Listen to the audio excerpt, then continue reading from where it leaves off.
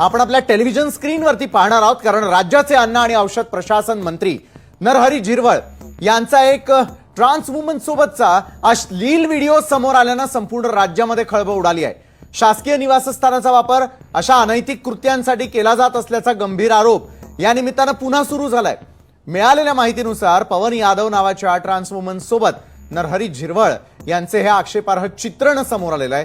बरं, यात धक्कादायक बाब म्हणजे खुद्द पवन यादवचा भाऊ रवी यादव यानंच हे संपूर्ण प्रकरण समोर आणलेलं आहे। हा ट्रान्स वुमन असून तो खंडणी गोळा करण्याचं काम करतो असा आरोप रवी यादवनं केलेला आहे। इतकंच नव्हे तर दमदाटी आणि खंडणी प्रकरणी पवन यादव वरती यापूर्वीच मुंबईतल्या कुरार पोलीस ठाण्यामध्ये गुन्हा दाखल आहे।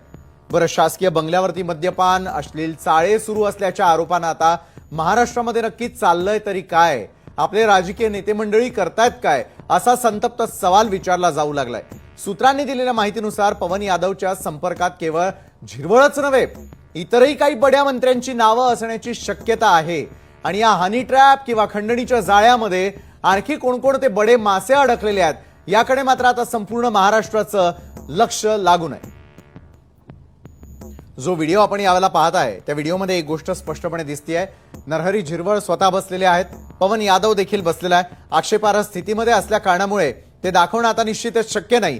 मात्र महाराष्ट्रातल्या राजकारण्यांना नैतिकता शिल्लक आहे का, असा संतापजनक सवाल या निमित्तानं उपस्थित करावासा वाटतोय।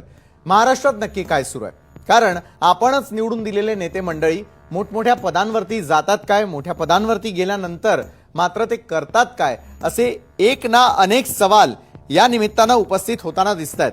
कारण एका बाजूला कुणी आपल्या वैयक्तिक आयुष्यात काय करायचं या संदर्भात कुठल्याही प्रकारचा आक्षेप नाही, मात्र ज्यावेळेला आपण सामाजिक जीवनामध्ये काम करत असतो त्या सामाजिक जीवनामध्ये काही उत्तरदायित्व असतं, काही महत्त्वाच्या घडामोडी आणि तुमच्या खांद्यावरती मोठी जबाबदारी असते, याची पुन्हा एकदा आठवण करून द्यावी लागणार आहे का, असा सवाल या निमित्तानं उपस्थित होताना दिसतोय। बरं, या व्हिडिओमध्ये एक गोष्ट स्पष्ट दिसते की स्वतः नरहरी झिरवळ स्वतः बसलेले आहेत, त्यांच्याबरोबर असलेले या रूममध्ये असलेले व्यक्ती जे आहेत ते जेवतायत, खातायत, पितायत, त्या ठिकाणी बसलेले आहेत, म्हणजे सगळंच संगनमतानं सुरू आहे का, हा एक पहिला महत्त्वाचा प्रश्न। या व्हिडिओ संदर्भामध्ये ते नेमकं काय उत्तर देणार आहे हा दुसरा महत्त्वाचा प्रश्न, कारण नरहरी झिरवळांचा हा वादग्रस्त व्हिडिओ समोर आल्यानंतर सगळंच काही त्या ठिकाणी सुरू असल्याचं आपल्याला व्हिडिओमध्ये स्पष्टपणे दिसतंय। बरं, हा सगळा प्रकार समोर आला कुठून, तर पवन यादव याचा भाऊ रवी यादव यानंच हा सगळा समोर आणलेला प्रकार आपल्याला सगळ्यांना पाहायला मिळतोय। कारण रवीनं या संदर्भातले व्हिडिओज समोर आणण्याचा प्रयत्न केलेला आहे।